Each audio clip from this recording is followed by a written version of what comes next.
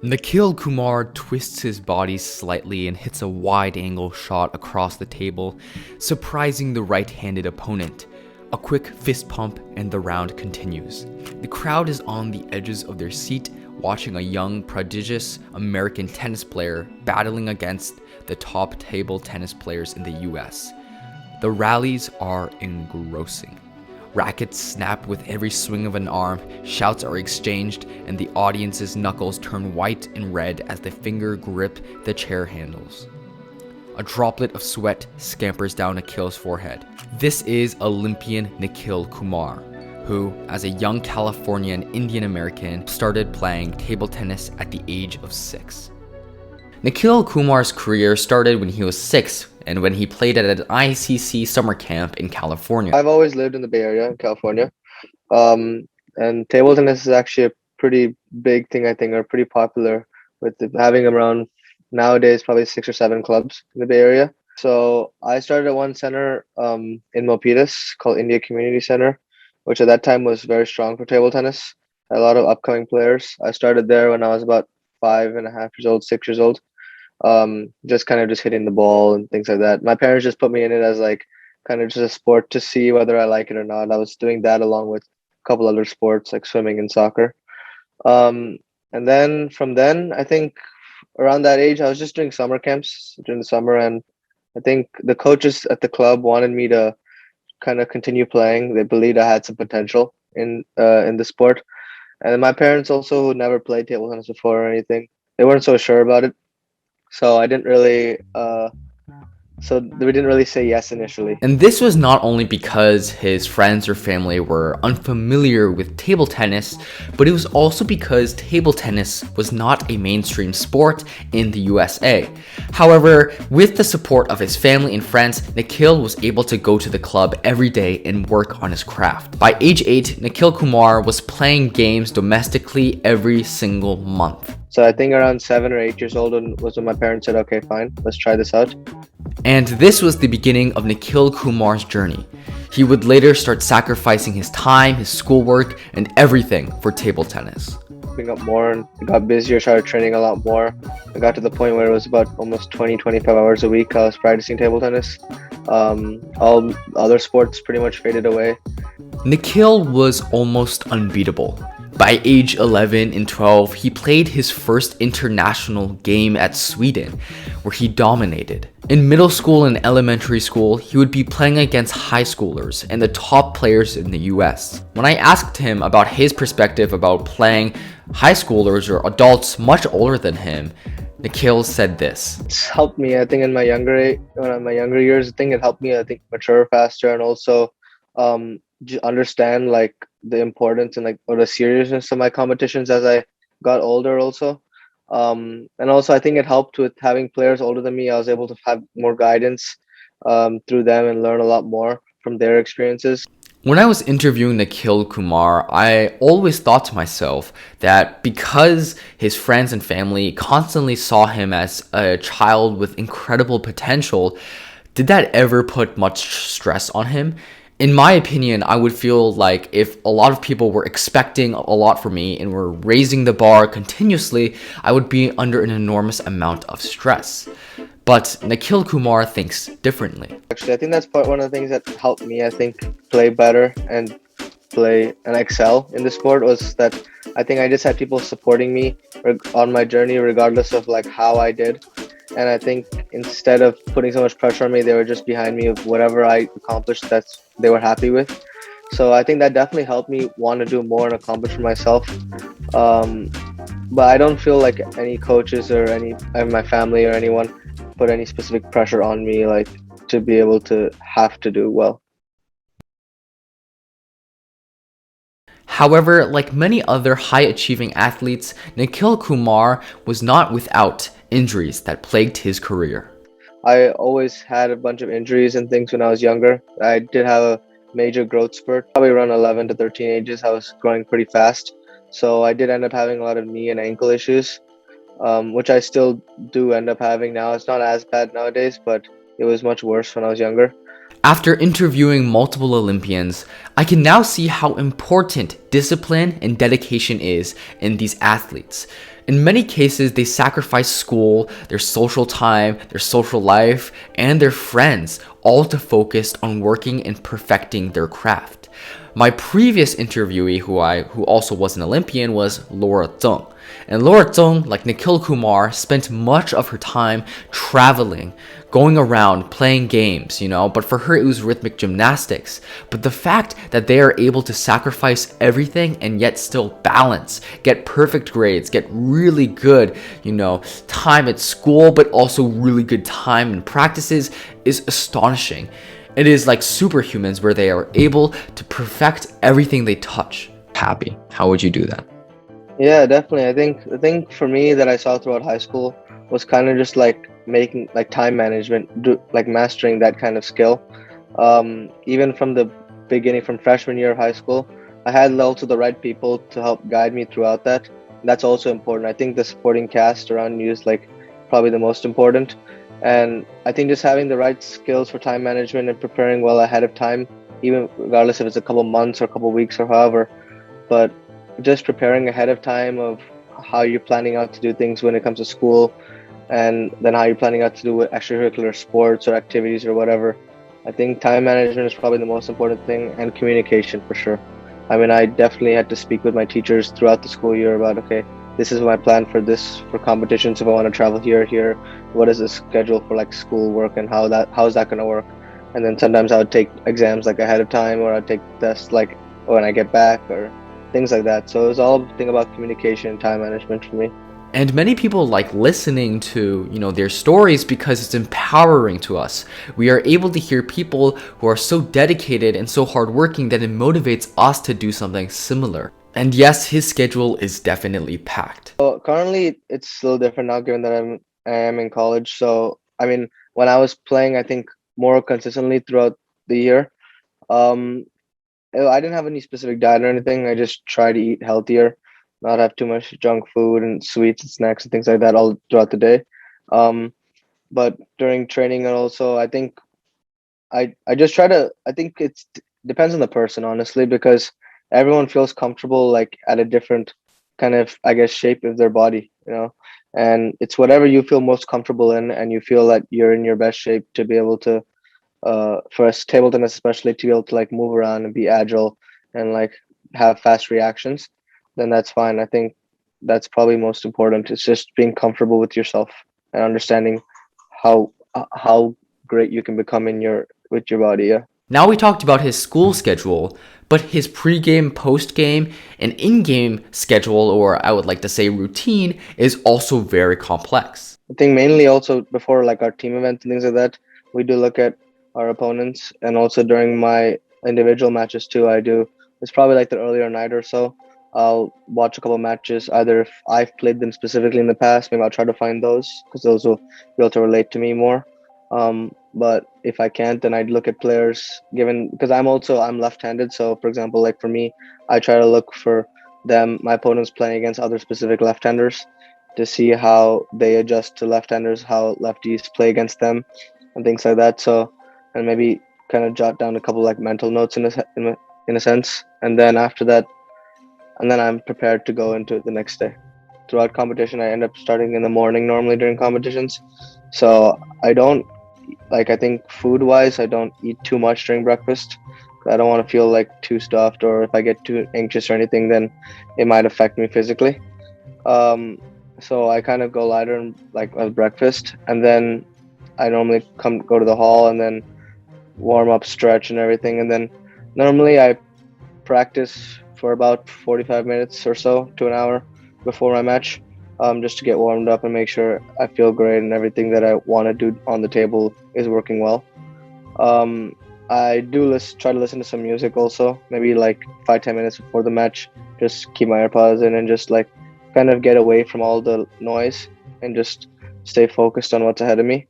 Um, and I think that's definitely helped me, and I've kind of kept that routine. I think small things have changed throughout that, like technically throughout the years.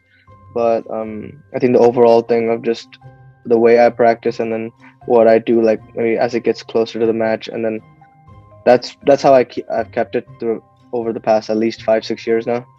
And then post game, I don't really do much. I try to make sure I get some food in right after, given just in case whether I have another match coming up soon or whether I'm just taking a break. Um, and then that's it. I just kind of try to get as much rest as I can throughout my matches. It depends also. I think if it's if I know I have more events also coming up throughout the week, or if I have more matches in that day, right, and I've lost a match earlier in the day, I try to forget about it as much as I can and just get it past me and focused on what's upcoming, what's ahead of me, right? And then once competition's over, then I can look back and see at my results, where I won, where I lost, and I kind of look back and analyze any videos that I've recorded of myself playing and things like that. So I think I kind of during the competition I just kind of focus on what's ahead of me, and then once competition is over, then I kind of look back and see what I could do to be better. However, even though these athletes are extremely disciplined and dedicated, they are not always perfect. Performing at such a high level, especially with so much stress, thousands of people watching you when you play, and when you're at match point, the tension is crazy. It would not be surprising that these Olympians would actually be suffering a lot of mental health issues. And in the next part, I'm going to be talking about what Nikhil faced or faces currently when he plays table tennis at such a high level. I have to say, I think when I was younger, I didn't have so much difficulty with like I guess mentally like dealing with tournaments and that. I was more just like enjoying the competition and playing my best that I could. I think it got really hard was the 2020 Olympic trials. So that competition was probably the hardest like mentally for me. I think physically, I think I was fine. I was playing great. I was in great shape and everything. But I think mentally it was difficult given that I was around the age where like so one other thing to mention is that like for table tennis is not so popular that after 18 we continue playing. A lot of us end up stopping and go to college and then slow down, and it's not like our priority for us anymore. So I think it in 2020 when it was around probably my I felt for me personally it was probably my maybe my only chance to go to the Olympics. So I put a lot of pressure on myself. I don't feel my parents did support me, but I don't feel anyone else really put like pressurized me to be able to like have to qualify. But I think just internally for me, I think I really wanted it. And I think that became mentally hard on me because our Olympic trials we had a specific format that was gonna select the three players for the team. We had the Olympic trials, so basically it ended up being 16 players. Well, anyone could have signed up, but then there would be 16 players that would make it to the main draw. Eight of us were already seeded into the main draw, and then eight people would come in from the qualifications. And then we played in two groups of eight, and the top four from each of those groups would advance and play another group. Will form a new group, and then the people that they've already played in the previous group they wouldn't have to play them again. So they just had to play the new four people that advanced on the other side. And then based on that, based on all the results, whoever got first and second in that would make the team. Um, and then there was one player, of course, he automatically qualified through his world ranking and stuff, so he didn't have to play the Olympic trials at all. So he was the first position, and then I was the second, and someone else was the third. And that determined the top two players on the team itself would have to play. Would get to play the singles event, the individual event, and the third player would join in just for the team event. So yeah, that's how our Olympic trials would. And then based on all the results on that, then we were already selected then. And for me and other players knew also, like the way I played in 2019, like internationally and domestically, the third spot was pretty much guaranteed for me, and I was very likely to be selected for that spot. But things did not go that smoothly. Nikhil Kumar would later find out that the Olympic trials were being organized in a different way. And this time, Nikhil Kumar knew he would have to fight for his place on the Olympic team. Now that he knew he had to fight, he became extremely stressed. A couple, I think. I remember in 2018, I had gone through like a stint of a couple months where I wasn't playing so great, wasn't winning too many matches or anything, and it was difficult. And I was kind of almost questioning like if I should keep playing, if I should continue playing, and things like that. Um, I kind of just told myself just to kind of push through it, and then I ended up having a really great tournament later on in that year, and then that I think really helped me want to keep continuing, want to continue pursuing this. Also, as I spoke about the Olympic trials too, I think that was something emotionally pretty difficult for me, and I think qualifying for that was also relieving a lot of pressure off of me, and kind of just focusing on towards the next goals of actually playing well in the Olympic Games and upcoming tournaments after that too. So I think moments like that, I think just pushing through it really helped me understand like what I need to do, and it really helped out. What I really enjoyed listening from Nikhil Kumar's experience is not his dedication, not his discipline, or not his ways of going through mental struggles, but it's the fact that he can talk about table tennis so passionately and so openly. I can say for sure that table tennis was incredibly influential to Nikhil Kumar's life. Um, it's taught me a lot actually. I think it's been a major part of my life. I think the main I think it's kind of more about responsibility and just accountability. Those are probably the main two things. Holding myself accountable for what I want to do, and kind of, and also, yeah, just accountability, just like holding myself accountable to what I want to accomplish, and how I want that. If I need to work towards that, what do I need to do? What are the steps needed to be able to get to what I want, right? And then responsibility, I think, just throughout the years of just kind of traveling, and then also traveling on my own, alone, sometimes by myself, even at a younger age too. I think it just helped me understand like being responsible of my things, and kind of just understanding the real world in a sense. And it definitely helped me a lot. I think also going like into college, uh, like just moving away and things like that. So it's definitely helped me in those sense too. Definitely when throughout high school, it was definitely a way for me to kind of get my mind away from things, especially when things were hard, whether it was at school specifically or something outside or within family or whatever. I think table tennis is just kind of, for me, a way, an escape in a sense sometimes, and it really helped me just kind of free my mind and just play and enjoy something that I loved. So I think it definitely helped me in that sense. Now, as we are nearing the end of this video, I would like to say something that I pulled out from my interview with Nikhil Kumar, and this was that winning is not everything. Yeah, so I mean, I think for me, the thing that was probably making me question it a lot was kind of the results. I think it was like the losing or not winning even at all. Really, it was. I think that was really the issue for me. But then I kind of didn't think about it so much anymore. I think I kind of just focus, as I said, like just the preparation. And I know that if I'm prepared as well as I can be, I have nothing to worry about then in that sense. And and then I just had to focus on just playing my game, and then whatever happens, happens. If I win, as long as I play well, then if I win or lose, it doesn't matter then. And I think that really helped me throughout that year. Yeah, so I think definitely one of the things is just kind of just taking deep breaths, throughout the competition, like while playing. That definitely helped me a lot. I learned a little bit about that too when talking to a sports psychologist about like breathing exercises and things like that, just to like slow you down throughout the tournament so you don't get all anxious or start panicking at all throughout the tournament. And that definitely helped me a lot in keeping my composure. I think also not overtraining sometimes, or going like overkill sometimes, because that can also sometimes not be too great for you. So I think it's more about if you understand your body and know the limits, and not to push too far past the limits sometimes, especially as you get closer to tournaments. So like you're safer with your body, and then you're most prepared, and then you're prepared mentally too, then I think everything will be all right.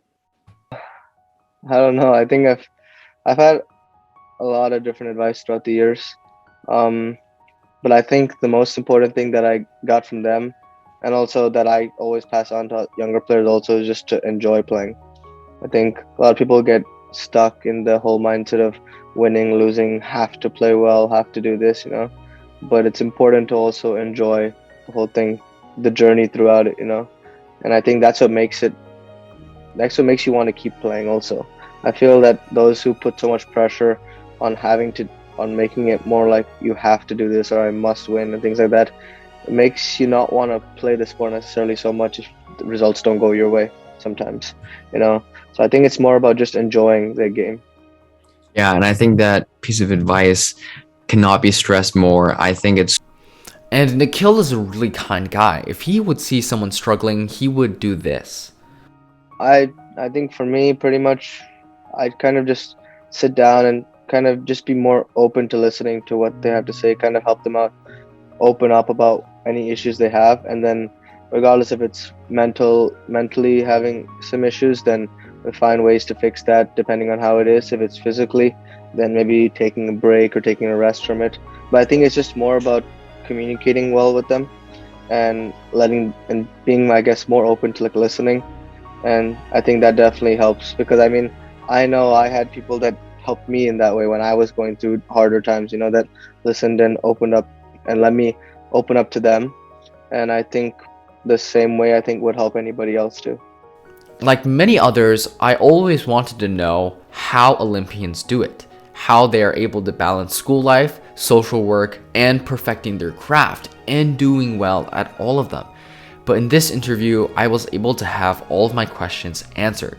And it was fabulous, and I really enjoyed interviewing Nikhil Kumar, and I hoped everybody who is watching this video is able to get something from this. If you enjoyed this episode, make sure you tune into our channel, subscribe, like, and share, and I'll see you in the next video. Goodbye.